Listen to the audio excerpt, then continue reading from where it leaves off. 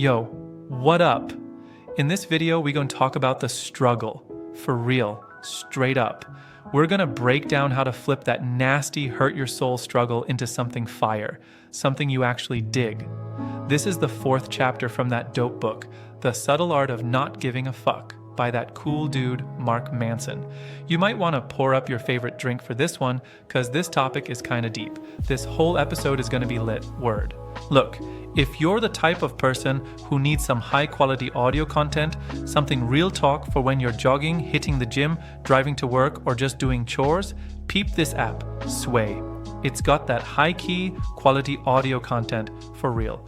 They got all the audiobooks you can think of, like The 7 Habits of Highly Effective People. That's a classic.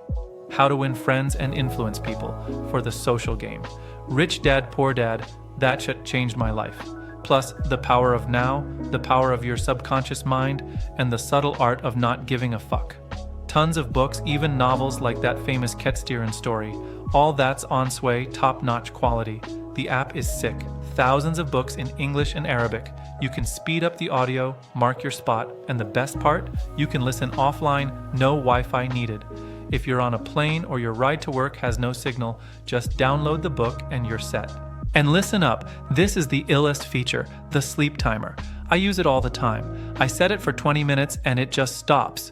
You can set your own time too. I'm dropping the link for the Sway app down in the description, bet. Shout out to my favorite drink right now, a Starbucks Americano. Welcome to Cortexon, where it's all about coffee, music, and books. My whole deal is simple. I read a book, break it down for you, review it, and give you the full summary so you don't even have to read it. Hit that subscribe button. I know you've heard before that sometimes the struggle is low-key fun. I also bet that you're in the struggle right now or you've been there. Most of the tough shit we go through hurts, but every now and then, some of that struggle hits different. It's got flavor. We see examples everywhere. Check out the construction worker grinding in the scorching sun. He's putting in work, but he ain't really stressed about the struggle. Sometimes you even see a smile on his face, fam. I'm telling you, some of those dudes are happier than some people chilling in AC offices. Another real-world example of the struggle being dope is a pregnant woman. That shit is hard, for real, for real. No one gets that struggle except the mom herself. Even other women who haven't been pregnant don't fully get it. And for us fellas, forget about it. I remember asking this girl what it felt like. Later, she handed me a huge watermelon and told me to hold it for a while. It was heavy and annoying, even just moving it from the car to the kitchen. She said, "That's what being pregnant feels like." It's painful and draining, but she probably only gave me 1% of the feeling. The point is, this kind of struggle ain't painful. You feel good after it because of the value behind it. In Chapter 4, Mark Manson kicks off this idea with the story of Japanese Lieutenant Hiru Onoda. The story goes, back in 1944, during WW2, Onoda and his squad got orders to go to a small island in the Philippines called Lubang to try and stop the American advance on Japan. They got there and waited. When the US Army showed up in 45, most Japanese soldiers surrendered or got smoked, but Onoda and 2 others escaped into the jungle. They started running hit-and-run attacks on the American troops and messing with their supplies. 6 months later, America dropped the nukes on Hiroshima and Nagasaki, and Japan quit. WW2 was over. But here's the crazy part. Onoda and his 2 guys never found out the war ended. They kept running those attacks on the US Army and, sadly, on Filipino civilians, living off bugs, rats, and the rough jungle life. The US and Japanese governments dropped flyers saying the war was done, but Onoda saw the papers and was like, "Nah, this is a US trick.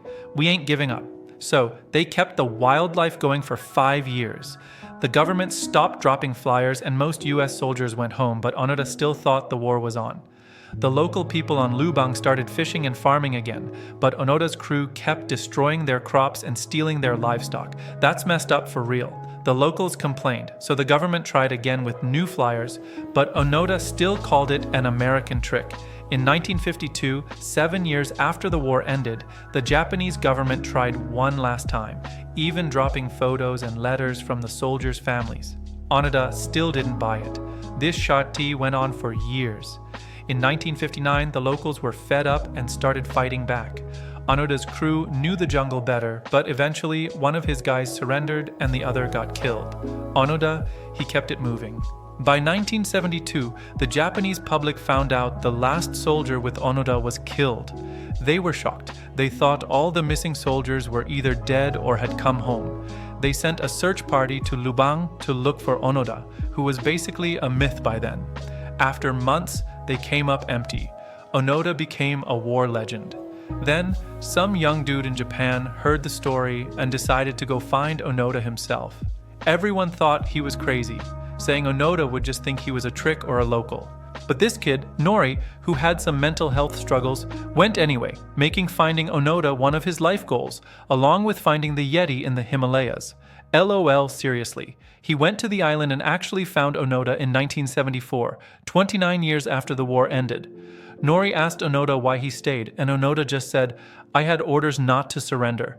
His loyalty to the emperor was rock solid. Onoda asked Nori why he was there. Nori said he had goals, one of them being to find the legend Onoda, and the other being the Yeti. Nori later died looking for the Yeti, sad. Onoda finally found out the war was over and went back to Japan. Manson says, "The crazy thing is how a man can spend his whole life struggling for a value he holds deep inside." Get this. When Onoda went on TV interviews after returning, he said he didn't regret those 29 years in the jungle. He was proud of what he did. When he saw the new Japan, all about kawaii, cuteness, peace, and industry, not military might, he got bummed out. His wild jungle life felt better and happier than the new civilized life, all because of his core value, unyielding loyalty to the empire. The takeaway is that the struggle can taste sweet if it's the price you pay for a value you truly live by. The pregnant mom's struggle is sweet because it's for her value of motherhood. So, the secret to a good struggle is the value at its core. This leads us to the next big point. What value are you paying for? Manson says to figure out your value and make the struggle worth it. You gotta get deep and ask why over and over, like the 5 whys. You gotta question every feeling, every reaction, every piece of the struggle to get to the real value and its metric, how you measure it. He gives a dope example. You're pissed because your brother won't text you back. Why are you pissed? Because it means our connection isn't good. Why do you think that? Because good communication, like texting back, is how you measure a strong brotherhood. The breakdown. Your value is a strong brotherhood, and your metric, how you measure that value, is communication, texting. The danger of the wrong metric. Your value might be tight, strong brotherhood, but the way you measure it might be totally whack, texting me every day. This wrong metric is what causes the pain. Manson says he realized he was using wrong metrics on his own friends, getting pissed because they didn't meet his measure of friendship, like texting often, even though he knew their friendship was real based on the actions standing by me metric. Another example, the guitar player who got kicked out of his band right before they blew up. He was hurt and decided to get revenge by starting his own band that would be more successful. His new band sold 25 million albums. Dope, right? But the band that kicked him out sold 180 million. The guitar player's metric was to beat his old band, and since he didn't, he saw all his success as a failure. This is a classic example of a shitty metric messing up great achievements. To find your real values, you gotta use the why method to clean up those metrics that are distorting your core values.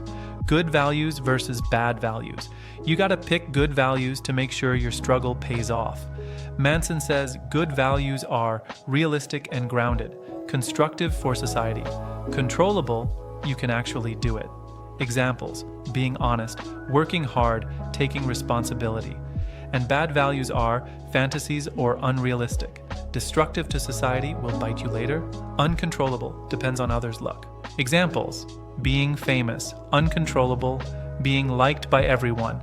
The most important thing, if you choose a good value like honesty, the pain that comes with it, like telling a hard truth, will feel like a sweet struggle because you're living up to your value. But if you choose a bad value, like chasing fame by being destructive, that struggle will be straight up painful, and society will come for you. The bottom line, choose a dope value. Check your metrics to make sure they're not trash. Do that, and you can pick the struggle that's worth your time and feel the sweetness of life. Remember Onoda, who lived in the jungle for a value, and remember the guitar player who had great success but a whack metric that made him feel like a failure. That's the T on Chapter 4.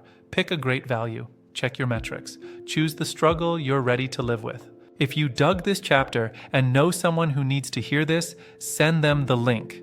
Drop a like, and if you want to get the knowledge without reading the book, hit that subscribe button. Catch you next week for the next dose of dopamine, fam. Peace out.